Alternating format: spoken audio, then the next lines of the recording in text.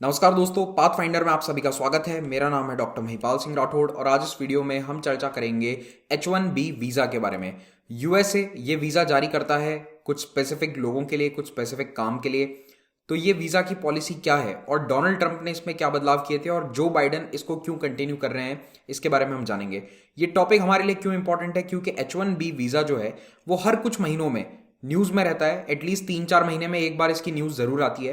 तो एक बार इसके बारे में हम ब्रीफली जान लेते हैं और भारतीय लोगों पर इसका क्या असर है ये भी हम जान लेते हैं। तो उससे क्या है कि प्रीलिम्स में अगर इस पर कोई सवाल आता है जिसके आने की संभावना है, मेंस के लिए इंपॉर्टेंट नहीं है टॉपिक, केवल प्रीलिम्स में आ सकता है, तो वो हमारा क्वेश्चन गलत नहीं होगा। अभी रीसेंट न्यूज़ ये है कि जो बाइडन, जो कि यूएसए के नवनिर्वाचित राष्ट्रपति हैं, अब तो खैर क्या नवनिर्वाचित रहे, 2 महीने होने वाले हैं, इन्होंने डोनाल्ड ट्रंप का जो ओरिजिनल प्लान था H1B वीज़ा को लेकर, उसी को कंटिन्यू करने की इनकी मंशा है।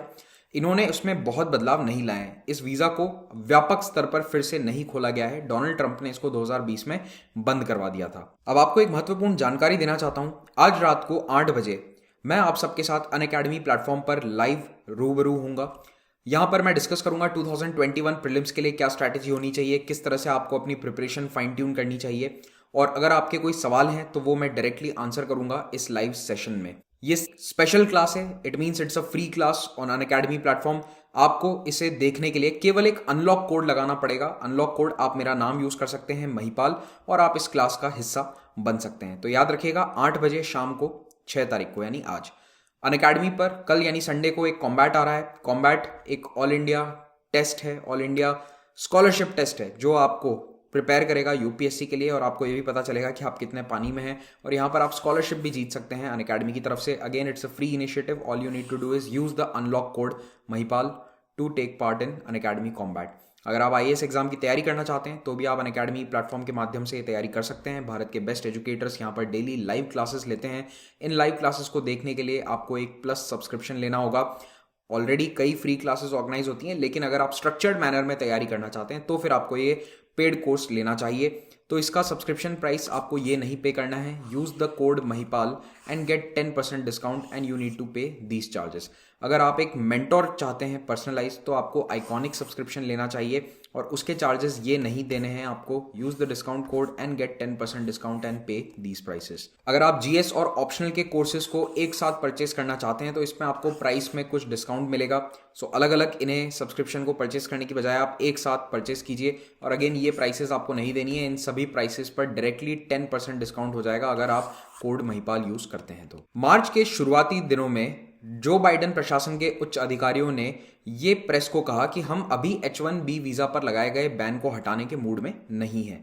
तो यूएस होमलैंड सिक्योरिटी सेक्रेटरी जो हैं अलेहांद्रो मायोरकास, इन्होंने ये कहा था कि गवर्नमेंट की इस वक्त प्रायोरिटी ये है कि उन देशों के नागरिकों को वीजा दिए जाएं जहां पर अत्याचार हो रहे हैं और जो उन अत्याचारों से बचने के लिए यूएस आना चाह रहे हैं। तो ऐसे कई देश हैं जैसे कि म्यांमार एटसेट्रा, उनको अभी प्रेफरेंस दी जाएगी। अब ये H1B वीजा होता क्या है? देखो, हर देश में वीजा की अलग अलग कैटेगरीज होती हैं। यूएस में भी कई कैटेगरीज हैं, उनमें से H1B हमारे लिए रेलेवेंट है क्योंकि ये एक प्रकार का नॉन इमिग्रेंट वीजा होता है। नॉन इमिग्रेंट का मतलब ये है कि इस वीजा के लिए जब आप अप्लाई करते हैं तो आप ये नहीं कह रहे कि मुझे वहां पर जाकर बस जाना है। आप इमिग्रेशन के लिए अप्लाई नहीं कर रहे हैं। आप टेम्पररी बेसिस पर कुछ समय के लिए किसी कंपनी के साथ वहां काम करना चाहते हैं। उस कंपनी के लेटर को आप जब सरकार को दिखाएंगे, अमेरिका की गवर्नमेंट को दिखाएंगे, तब वो आपको वहां आने की परमिशन देते हैं। तो मोस्टली H1B वीजा का इस्तेमाल कौन करता है?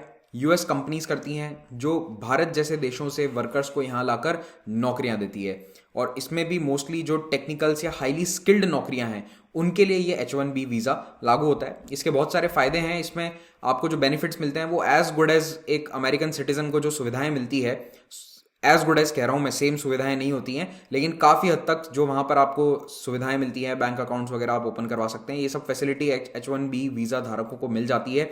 इसीलिए जो इंडियन आईटी सेक्टर के प्रोफेशनल्स हैं जो यूएस में जाकर काम करना चाहते हैं, वो इसी वीज़ा को लेना चाहते हैं, वो इसी के लिए अप्लाई करते हैं। और अमेरिकन टेक्नोलॉजी कंपनीज भी इसी वीज़ा के बेसिस पर स्किल्ड एम्प्लॉयज़ को हायर करती है, भारत और चाइना दोनों से। तो इंडिया और चाइना, इन दोनों देशों में H1B वीज़ा के लिए बहुत लाइन लगती है। अब एक टर्म आपने कई बार सुना होगा, ग्रीन कार्ड। तो ये फिल्मों में भी बहुत यूज़ होता है और आपने कहीं ना कहीं इसका जिक्र ज़रूर सुना होगा न्यूज़ में भी। तो ये ग्रीन कार्ड और H1B वीज़ा में फ़र्क क्या है? देखो, जो लोग पहले यूएस जाते हैं जॉब के लिए, वो पहले एक वर्क वीजा के लिए अप्लाई करेंगे। तो वो पहले अप्लाई करेंगे H1B वीजा के लिए। ये मिलने के बाद मान लो आप वहां पे 5 साल 10 साल नौकरी कर लेते हो, उसके बाद आप ग्रीन कार्ड के लिए अप्लाई कर सकते हो। ग्रीन कार्ड क्या है? एक परमानेंट रेजिडेंसी कार्ड है। तो परमानेंट सिटीजनशिप और वीजा के बीच का एक स्टेज है ग्रीन कार्ड। तो यहाँ पे आपको रेजिडेंसी मिल गई है, और मान लो कि रेजिडेंसी ग्रीन कार्ड मिलना ये ऑलमोस्ट नागरिकता मिलने के बराबर हो जाता है, तो आप फास्ट ट्रैक हो जाओगे अब नागरिकता मिलने के लिए।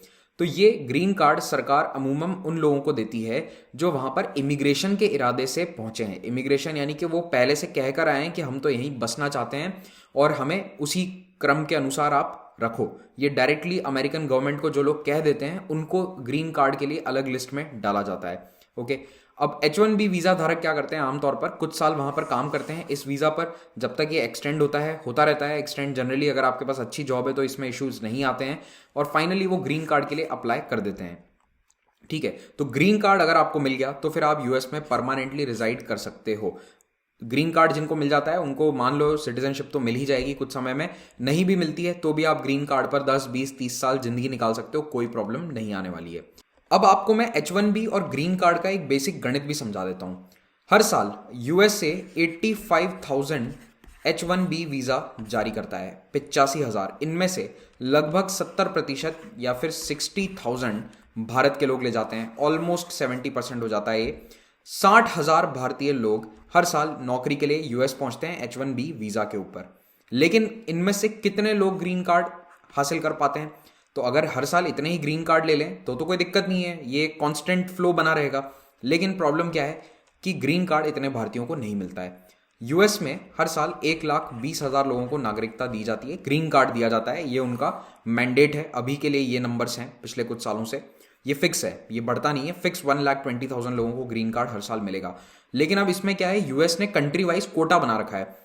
तो ऐसा नहीं है कि 60,000 H1B मिल रहे हैं तो हमें यहाँ पर 60-70,000 हमारे नागरिक भी बन रहे हैं, नहीं। भारत का कोटा केवल 8,400 लोगों का है। तो आप समझ रहे हो, हर साल 60,000 लोग आ रहे हैं नए जो काम के लिए आ रहे हैं, और इनमें से सबका लक्ष्य यही होता है कि हमें वहां नागरिक बनना है। तो अप्लाई तो सब करते हैं ग्रीन कार्ड के लिए, लेकिन बनते कितने हैं? 8,400। तो ये जो इनकी वेटिंग लिस्ट है ना, green card holders, green card लेने के लिए जो वेटिंग लिस्ट है, ये ऑलमोस्ट 10 लाख के आसपास पहुंचने वाली है, क्योंकि हर साल 50-60,000 लोग वीजा लेकर पहुंच रहे हैं और 10 लाख लोग इस वेटिंग लिस्ट में अभी चल रहे हैं कि उनको अमेरिका की नागरिकता मिलेगी या नहीं मिलेगी, ये भी नहीं पता। क्योंकि हो सकता है कि अगर यही लेवल्स रहे तो इनमें से ज़्यादातर लोग तो 30-40 साल बाद या तो बुढ़ापा आ जाएगा या मर जाएंगे या वापस भारत आना पड़ेगा इनको, अगर इनको ग्रीन कार्ड नहीं मिला। तो ये एक बहुत बड़ी समस्या है। तो अभी जो एग्जिस्टिंग H1B वीज़ा होल्डर्स हैं और जो ग्रीन कार्ड की लाइन में है, उनका जो संगठन है भारत का, भारतीय लोगों का, वो यूएस में ये कह रहा है यूएस की गवर्नमेंट को कि अभी के लिए आप H1 वीज़ा को बंद ही रखो, कोई दिक्कत नहीं है, आप कम कर दो इसको। पहले जो ये बैकलॉग है 10 लाख लोगों का, इसको क्लियर करो, इनको एब्जॉर्ब करके ग्रीन कार्ड दो, फिर आप ये वीज़ा वापस देना चालू कर देना।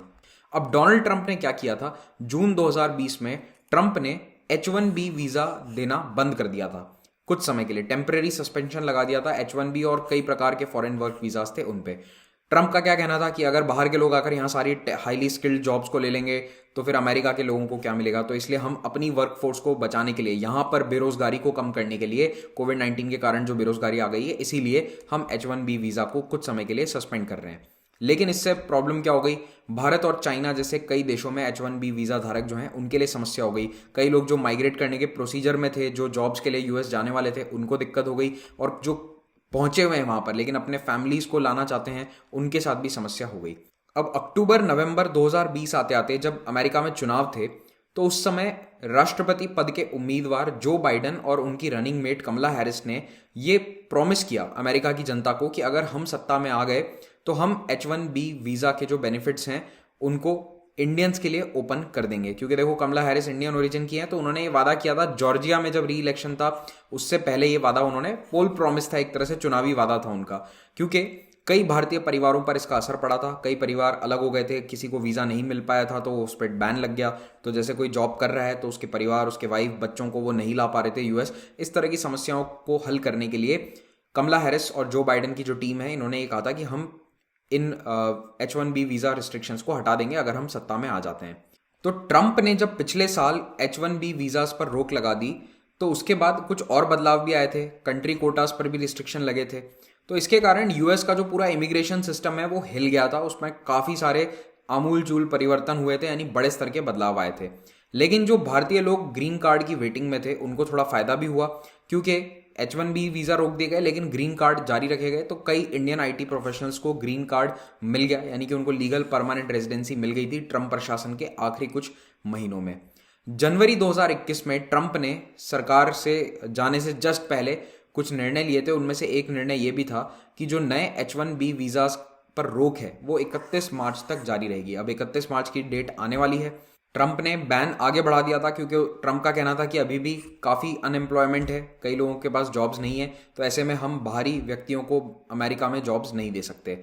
अब फिलहाल स्टेटस क्या है कि देखो, जो बाइडेन की सरकार ने ग्रीन कार्ड पर जो रिस्ट्रिक्शंस लगे थे उनको तो हटा दिया है। कुछ कंट्रीज रिस्ट्रिक्शंस थे, तो उसके कारण इंडियन फैमिलीज को मदद हुई है, लेकिन अभी भी एक अच्छा खासा बैकलॉग चल रहा है ग्रीन कार्ड रिक्वेस्ट को लेकर। और ये केवल फैमिली बेस्ड ग्रीन कार्ड्स हैं, जिनको ऑलरेडी जैसे ग्रीन कार्ड मिल गया उसके परिवार वालों को नहीं मिला, वहां पर इतना वेटिंग लिस्ट चल रहा है।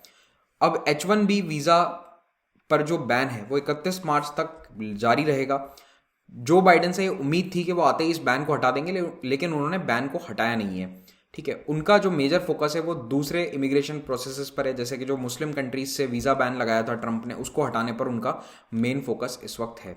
और दूसरा फोकस जो बाइडेन का है उन देशों पर जहां पर अभी सरकारें अपने नागरिकों को परसिक्यूट कर रही हैं, जैसे कि हांगकांग, म्यांमार। तो यहां से जो लोग आना चाहते हैं उनको अभी प्रायोरिटी दी जा रही है, क्योंकि इन देशों के अंदर कोई ना कोई पॉलिटिकल क्राइसिस चल रहा है। अब ये जो नई सरकार है ये ट्रंप की पॉलिसीज को कह रही है कि इनकी ट्रंप की पुरानी जो पॉलिसीज थी उसके कारण हमारा पूरा इमिग्रेशन सिस्टम खराब हो गया है। लेकिन जो बाइडेन और कमला हैरिस प्रशासन जो चुनावी वादे कर रहा था वो इन्होंने भी पूरे किए नहीं है। 2019 में यूएस के बॉर्डर पर एक डिटेंशन सेंटर था जहां बच्चों को रखा गया था, मैक्सिको के पास वाला जो बॉर्डर है वहां पर। तो उसके बाद जो बाइडेन कहते थे कि नहीं, हम इस तरह के कभी डिटेंशन सेंटर्स नहीं बनाएंगे, लेकिन अभी कुछ ही दिन पहले इनकी सरकार के अधीन ही यूएस का पहला चिल्ड्रन माइग्रेंट फैसिलिटी को ओपन किया गया, यानी कि जहां पर जो माइग्रेंट बच्चे हैं, शरणार्थी बच्चे हैं, उनको प्रोसेस किया जा सकेगा, उसका पहला सेंटर यहाँ पर खुल चुका है। तो इसको लेकर इनकी खुद की पार्टी के लोग भी इनके खिलाफ बात कर रहे हैं, इसको सवाल उठा रहे हैं। अब वैसे जाते जाते आपको ये बात भी बता दूं कि 2022 में जिनको यूएस जाना है तो उनके लिए जो एप्लीकेशन प्रोसेस है वो 1 अक्टूबर से चालू होगा। तो वो प्रोसेस चालू हो चुका है, उसके लिए जो पेपर वर्क है वो चालू हो चुका है। ये सरकार ने अनाउंस कर दिया है कि अक्टूबर से जो ओपन होंगे वीज़ा साइकिल वो चालू है, लेकिन अभी जो बैन लगा हुआ है उसको हटाने के बारे में इन्होंने कोई बात नहीं करी है। तो इसी के साथ ये लेक्चर समाप्त होता है। Thank you very much for watching this. Channel को सब्सक्राइब जरूर करें, और अगर वीडियोस अच्छे लग रहे हैं तो आप लाइक बटन भी दबा सकते हैं। Thank you very much for watching this. Have a great day.